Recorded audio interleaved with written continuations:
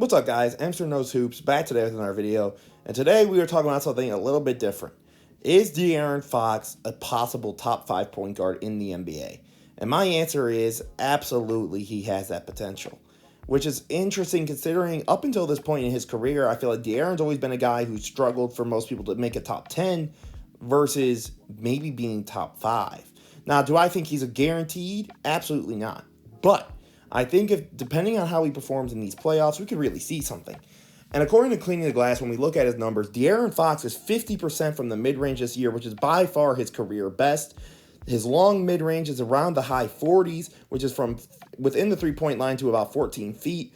And he's shooting his best from the short mid-range, which is obviously just any range outside the paint, to the 14-foot.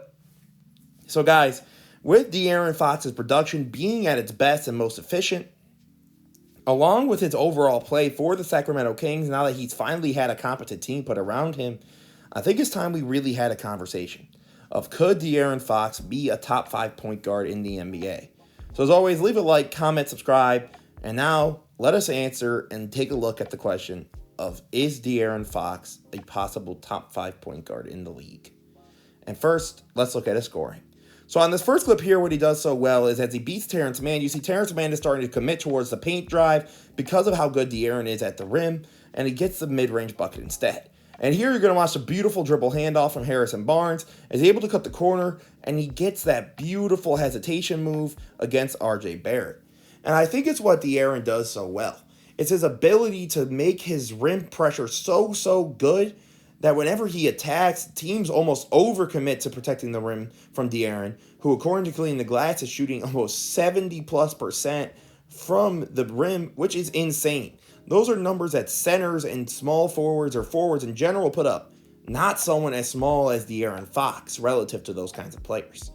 And I think, again, it's just what De'Aaron does so well. His scoring has become so much more versatile and deadly that in and of itself, you have to respect his game so much more, which makes him that much more deadly of an opponent. Now, of course, I think another important factor when we think about De'Aaron Fox is his playmaking and overall shot selection. So let's look at that right now. As he gets the ball here from the center, Trey Lyles, as he goes to attack, he gets a beautiful dunk. And again, Metu sets a beautiful screen as well. And as De'Aaron gets that opportunity, look at how the Mavericks collapse in on him, again, because of how good his rim pressure is. And instead gets a beautiful alley-oop to Metu. And I think that's what De'Aaron's done so well. He's finally learned how to capitalize on the strengths of his game because he finally has the pieces around him that truly complement him. He has a guy like Sabonis who can help be a secondary playmaker and ball handler, which again will help De'Aaron become more of a versatile off-ball threat due to his speed and his quickness.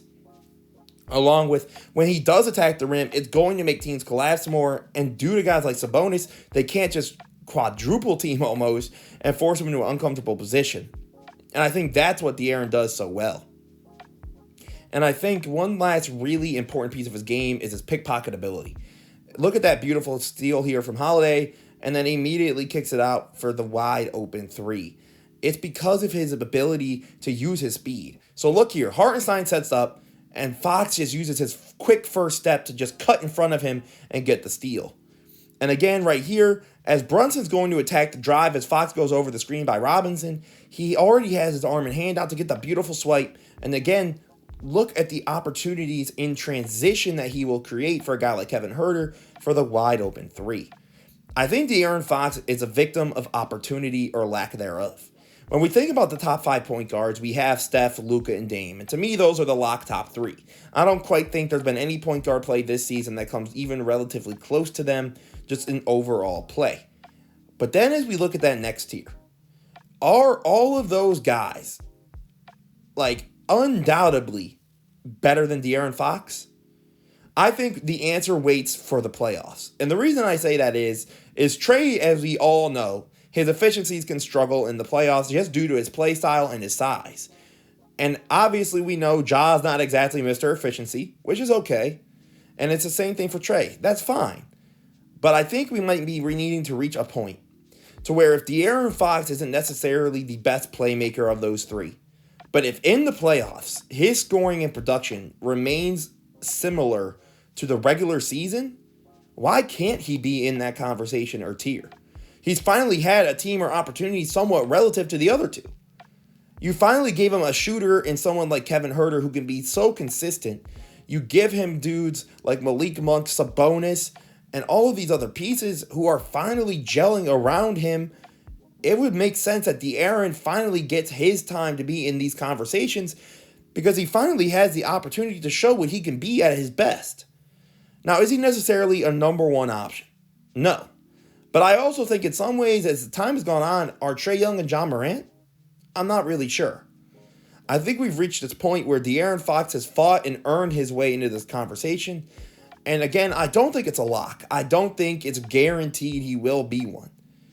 But as always, I think we need to keep our eyes open and keep a lookout. These playoffs are important for the images of those 3-point guards specifically.